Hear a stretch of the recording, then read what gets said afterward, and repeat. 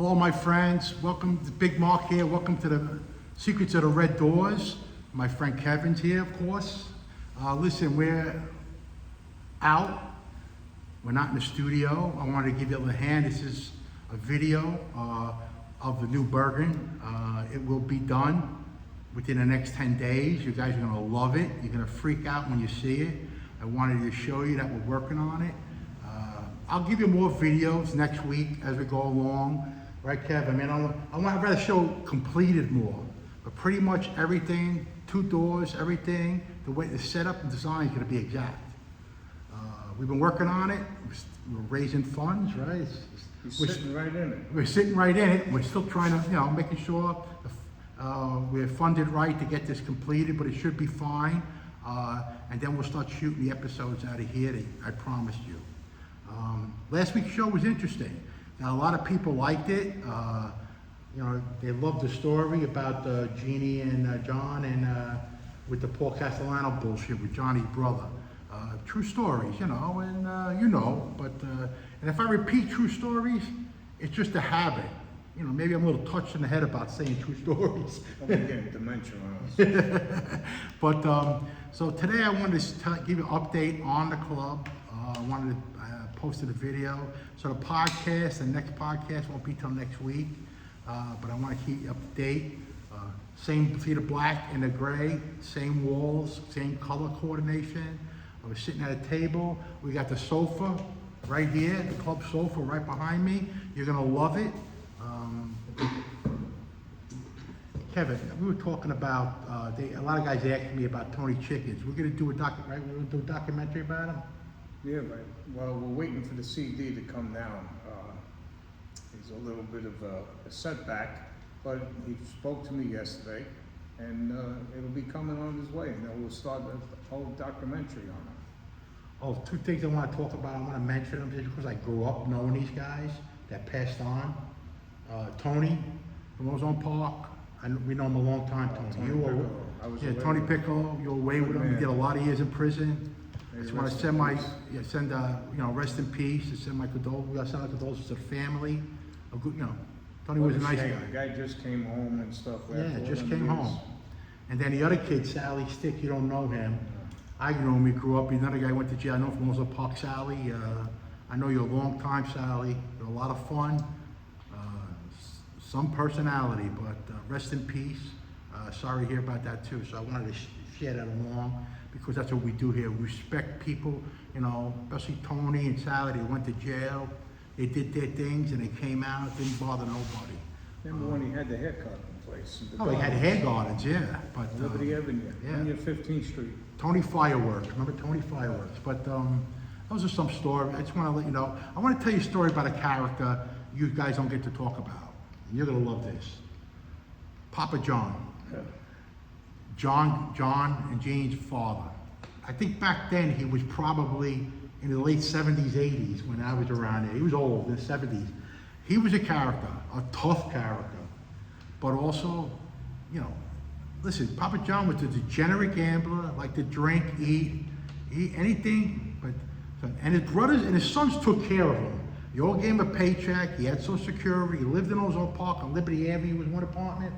I remember Willie Boy. Johnny used to make Willie Boy take him to the mail shop to get him the suits, $300-$400 with extra pants, extra shirts. And Papa John used to complain, "What kind of shit suits are these? They're for free." Willie used to say, "What are you complaining about free stuff?" But he was a character. Every Friday night, he used to go meet Joey Russo's at Villa Russo's. Eat. Joey would never charge him. Drink, on his son's tabs, whatever. But he was a character. But one thing he was quick to throw a punch. I was in Aqueduct one day, and we were walking around, and we saw John. John would wear a suit, slack shoes. He had the fedora on. You know what I mean? And and he was sitting there with his program, his racing phone, with a cigarette in his mouth, betting the horses. So we're watching, we see him online. All of a sudden, about an hour later, we roam around the track and we come back, and where Papa John was, there's a guy laid out on the floor. Had to be about 40 years old. Knock him out. Knocked him out. Wait. So I said, "John, you're right." He said, "You believe this prick, this lowlife? I'm online." He's pushing me. Come on, Pops. Come on, Pops. I mean, call me Pops one more time. I'm gonna crack you. He says, yeah, Pop, you're dreaming. He says, what'd you do? He says, I cracked the son of a bitch. He went out like a light, one shot. And I know he was, man. yeah, he was a tough old man. I think he used to box in the, a long time before he was married, but they took care of him. I mean, listen, I don't want to talk bad about anybody. He was a character and a half, but you could see where they got their toughness from his hands. He could throw His arms too. His arms, he's a thrower. But he knocked a guy out half his age in one shot. Everybody track backed up, and they looked at him, and the guy says, that's John Gotti's father. He says, holy crap, he's got to be about 80 years old. Nobody ever tracked him or bothered him again. But he was a character, never forgot. There's a lot of characters around there, but that was their father. We used to call him Papa John, but a lot of Johns around there. a lot of Johns. A lot of Johns. Yeah, a lot of Johns. Must have been a family name. But I wanted to let you a little backdrop on Papa John, his personality. But there was a story about, I don't know if Willie Boy ever told you that he picked him up at the track. He said, John, you want to ride home? So Willie Boy had the Tornado. Was it Tornado? Great Tornado. So he tells John, get in the car, I'll take you home. Where you going? I want to go to the club. I'm going to the club. I don't want to go back to the freaking club. He says, I lost all my money. Wait. He says, I went broke, he says. I said, I want to go home. He said, maybe, he always had a car. They got him a car. I'll go by Joey Russo's and hang out. So Weeble says, you lost all your money? He says, yeah, I lost every bet, goddamn track. So Weeble goes in his pocket and hands him $100. What's this for? Put in your pocket, you don't need it. John gets out, right? He tells him, he says, thanks. He dropped him off on Liberty Ave, he gets out. He looks at the car and says, well, but thanks. He goes, I'll add it to the 500 I won. He said, thanks. He walked out. And Johnny, and Willie went, you son of a bitch. But he started laughing at him. That was Papa John. I'll add it 100 to the 500 I won. But, he was sharp mind for a guy in his 80s. But that's part of that history, back there in the 80s, right? Listen, so this club right here, I don't know if we want to, I don't want to, but this is the walls color. This is the couch right behind Kevin. It's covered in plastic. We got the doors going up in the front. We got the doors. It's framed out already. You're going to see the brick walls, right, Kevin? Kevin's making sure everything. He painted. He's going to do electric. All of us. A lot of guys chipping in. So I told a friend of mine the other day, Skinny Joe, was around us. I turned around. I said to him, "Yeah, I'm doing some work." He said, "Yeah, like Tony Gork used to call me a handy little guy." I said, I love it. I love doing this. You just gotta watch out. Some of them guys, they make you go to their house and do work. They don't want to pay you. Not the Gottis. Gottis paid. John, a lot of guys that work, Angelo, paint. You all did paint, but he paid. But a lot of guys say, I need you to do me a hand and check the electric in my basement. You go there, thanks. You want to go to dinner later? Yeah. But that's Kevin. Kevin's talented, especially with electric. He painted, carpentry. My talent is telling stories and. Talent was moving the wires for me when I was painting the wall. Yeah, I was his assistant. My son texted me, goes, I saw a video of Kevin painting the walls, and he says to me, he goes, so what are you supervising? I said, you know it. I says, I'm a designer / supervisor. But you're gonna have some. We talked about this. I just want to show you the progressions real quick. It should be done, you think, maybe 10 days? Yeah, Probably. about 10 days. About 10 days, and and when we do, the next podcast, it will be in the new club, the entrances and everything. You're gonna have people here. You guys are gonna be involved with this. That's why you guys who donated on the Cash App, it helps. Everything helps us, so it goes to the cause of making this show special and different. What else? You were telling me a story one time about Tony Gork, and a guy did an article. I saw Tony Gork's on a video on YouTube. The story about Tony Gork and Sonny Franchise, how close they were. They were very close. He used to tell me a lot of times, you know something, let me go play handball with my Gombato. He didn't care, but turn around, he loved him. And I'll tell you another person he loved, Little Don. Little Don. I'm in the Cataldo. Turn around, that was his era. He loved them. But he used to always love sports. Yeah. He was into sports. Serious guy. How old were you when you met him? must have been about 19, 20 19. years What old. do, I think we got the 19 syndrome here, me the tough guys. I was like 19 when I met, John Senior and Pete, 19, 20. But that was the age, I guess. I don't know. You know, it is, you know, they drew to me and I drew to them. Well, because listen, I didn't have a right family. exactly. He had a rough. Kevin grew up. Didn't have a right family, so he had protection. I grew up. My father died when I was 8. My mother tried to raise 5 kids by herself.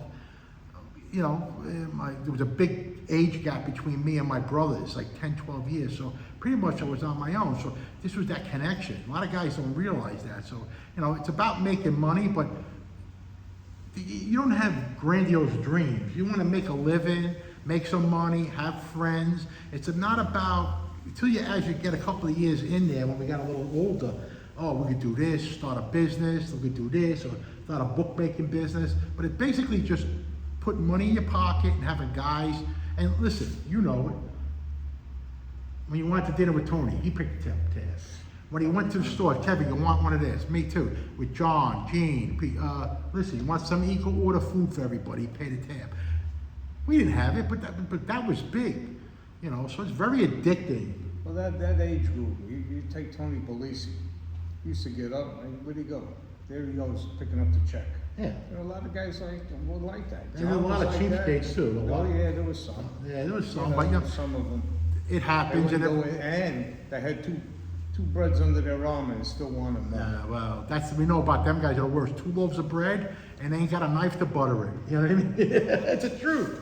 I mean, it was, but the honest thing about this is, at any time, you need 30 guys to go cause some trouble in a half hour. Everybody was there. Oh yeah, it was that simple. I mean, that time, you talk about that era, but there was some real tough guys. Some guys you never heard of. How many guys with 20 years in prison you never heard of? They went to jail, kept their mouth shut, came out, Didn't even know they were there. Didn't even know they were there. They came out, what'd you do?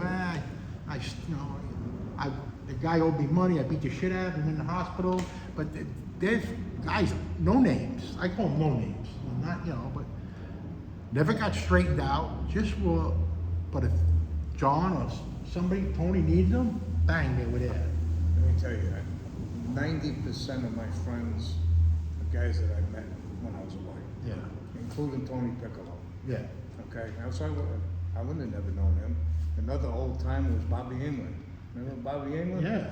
That lunatic, turn around, what do you call it? But these were guys. Another guy just passed away, Joe Monte.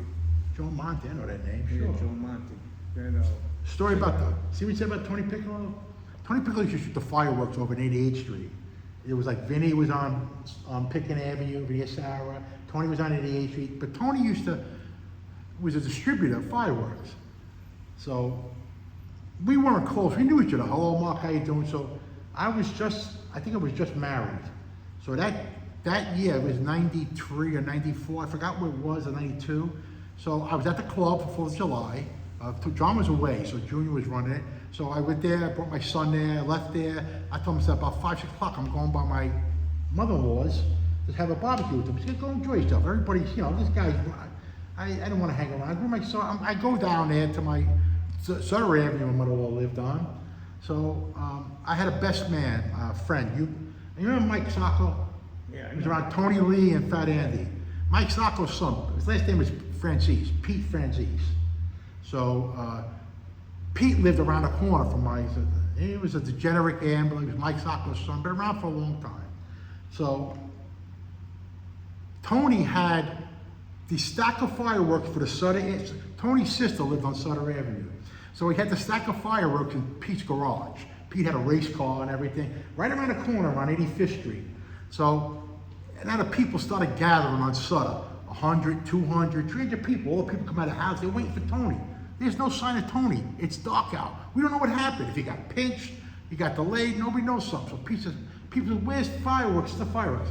So I grew up around the Bergin on her first year. They shot fireworks as soon as the sun came down. It went off it looked like Beirut. I mean, so I said, Tony, come on. I said, Pete, let me start it off, get it going. If he comes, he comes. These people are waiting. It's late, 9 o'clock. All of a sudden, I go in Pete's Garage and all these fireworks, they had a 30 shot plastic tubing for one. I didn't know. So I take it out, it has a fuse. Come on, let's start the night off. I'll line it up, I get a flare, I light it, and I'll light the 30 shot mortars off. Boom, boom, boom, boom, boom, boom, they go off. Bang! People going, yay! Right? So Pete comes out with 2 birthday cakes. And the big birthday cakes, he lights up, he's putting gasoline on, we light up, they're going off. All of a sudden we hear, all the way down by the cemetery on 85th and 84th Street in Sutter. Hey, Ma, what the fuck are you doing? He says, there you are, man. People are waiting for you. It's 10 o'clock. It's getting late. He says, I got tied up. He says, what do you shoot my fireworks for? I'm trying to entertain. He says, yeah, but you shut the fucking finale off. I shut the finale off in the beginning. Yeah. Tony, what are you gonna do? You gotta entertain. He says, you guys from the Bergin, you just love blowing up things, he says, you couldn't wait. He says, you're out of your mind. Calm down. He started have a drink. And we started lighting up Sutter Avenue. He lived over there by Carmen Rossi, right around the corner. Well, he lived on 88th Street. He lived on 88th Street. You know, my friend Tommy, a good friend, neighbor, they were good friends, but he was a character. But you know what? 30 years in prison, came out, he was in his 70s, shame, died like that. But rest in peace, Tony. I had to tell you the fireworks. I shot his finale off at the first thing. He went nuts in the street. But it was cool, you know. But that was, you know, we were crazy, you know. But that was Tony. But funny story. What do you want to tell? I know you had something you wanted to tell me because I know it's going to be a short one. But you were telling me a story about your friend Hap. Oh, that nut. Tell them who Hap is. Well, he's somebody, I don't want to mention the name, somebody's brother-in-law. A well-respected guy. Well respected, okay? Yes. And I like the guy. The guy's a great guy. But I'll tell you, without saying a word, he's an administration guy's brother-in-law. turn around, what do you call it? You know, he was I think he's one of the most craziest person I ever saw in my life. Really? You know, dangerous. Me and him turned around, we didn't like, you know, he was scared of water. And I had my boat, and his wife says, you know, if he wakes up, he's gonna kill us all. I said, well, that's what he's gonna have to do, because I'm taking the boat out. You know, sure enough, he woke up, he was screaming, yelling and stuff. Turned around, what do you call it? He says, why are you so afraid of water? But, you know, that's how he was. He was just like a stone cold. How long was he dead? Oh, he's gone. He's gotta be gone, let's see, my daughter, gotta be gone almost 30 some odd years. Wow, but he was notorious. Tell him how notorious he was. He didn't care about nothing. Wasn't afraid, nobody. He didn't care what you were, how many. Didn't fear nobody. He didn't care if you got an executive on the streets or just a May guy. He didn't care. He was that, and the best, it's his friend. That's the best part. So imagine seeing these two characters come in. Listen, that's why, you know, I know Kevin, 42 years, 41 years. So when I first got introduced to him closely and started hanging out with him, I started enjoying it because I had the same, my mentality was like his, fuck that guy, screw that guy, I don't care, let's go do what we gotta do. Now, but this guy's on a different level, but so it just added to the fire, you know? He just didn't care. Matter of fact, his wife's name was Rita. She passed away during the virus. No. And turned around, went up there. We used to go to the Bronx, like, come on, let's go to the Bronx. I hated going to the Bronx. What are you gonna do? Don't worry about it. I'm gonna go. He'd come out, be nuts. And I said to him, I says, listen, I'm not coming here no more. I said, because everything was, so she used to say, we're going to, I said, you go to the Bronx. She started going with him. But it's like, Tell me, I want you to also tell them, Kevin, because I know it was brief, it wasn't much, but your experience with Tommy DeSimone. well, you know, it is. Tommy was away with us and stuff, you know. Then I used to hang out in Robert's Lounge, Okay. on Lifton's Boulevard with Tommy and Anthony. My friend Dennis O'Connell was away with me. Okay. We made him the bartender there. Okay. And one day we're there, and see these strange characters walking back and forth on Lifton's Boulevard. Meanwhile, Tommy and all of them are playing cards. I saw the come off. They look like these guys would look to stick the place up. I hid behind the door. Tutti Vario was in there. And when Tutti They came in, sure enough, they had pistol. I was right behind them. Hello. And I handed it over to him. I said, goodbye. You do what you got to do. See you later, go do what you gotta do. But you know. But he was a loose cannon, too. He was a loose cannon. Anthony was a loose cannon. Joe the barber. We were all over there. You know, and it's a shame because when I saw that picture, Goodfellas, I knew every one of them, even Sachs. Yeah. Sachs was a good guy. Stacks. You know, but, you know, I never in life traveling, I never liked Henry Hill. Never. See what he's saying about Henry Hill? True story. One day, I think I was with, I don't know if I was with Angel in the car or Pete or somebody. We just went somewhere. I forget, nowhere in particular. And Johnny was outside the club, and I forgot who it was. I don't know if it was Jimmy, before he went away, and he had Henry Hill with him. Jimmy wanted to talk to John. And listen, Jimmy, Burt, stone cold tough guy. Gotta respect the guy, you know what I mean? Real serious man since we were a kid. And Jimmy and John, they had a personal affection for each other. They were both gangsters. But so Jimmy walks over, introduces Henry Hill to him, and he wants to talk to John. And John looks at Henry Hill, and his exact words, Johnny told, he says, Jim, whatever you want to talk about, he says, leave him in the car. He says, what's the matter? He says, I don't know. Just leave him in the car. Something about him I don't like. He said, I heard things, I don't like him. That was Johnny telling Jimmy. Jimmy looked at him, serious, really? You know, Jimmy was a serious guy. Listen, if Jimmy knew Henry Hill was fucking stupid, Jimmy would have killed him. He didn't even worry about nothing. But I remember that day. So we walked down. Johnny said, "See that guy? That's the guy who owns that club on Queens Boulevard. There's something about him that bothered me." I told Jimmy. Jimmy was concerned. So that's that history way back then. But you know, so that's a story above. You know, remember in that area, everybody talks about Ozone Park and Howard Beach is more where they lived. A lot of guys lived there, but Ozone Park, that area, they had clubs and hung out. It was the hub. It was the hub. From South Ozone all the way to City Line, all the way down to past City Line to Autumn Avenue. Well, you bring it up there. Tony Gork did not like Polivario. Wow. He didn't like him. No matter what he was opening up, Tony was right there. And I was like, I'm young then. I remember going into a place called DD's Lounge on Avenue D. And Tony's telling, all right, I want this, the ceiling painted, I want this. The guy says, to the owner, you got a partner? I said, no, you got one now. You know, but he used to tell me, you got an instant divorce from that Vario Club. Instant divorce. And you know something, he's seen things way beyond what I used to see. Yeah, I know. But you know, so like them guys back then, you know, They were serious.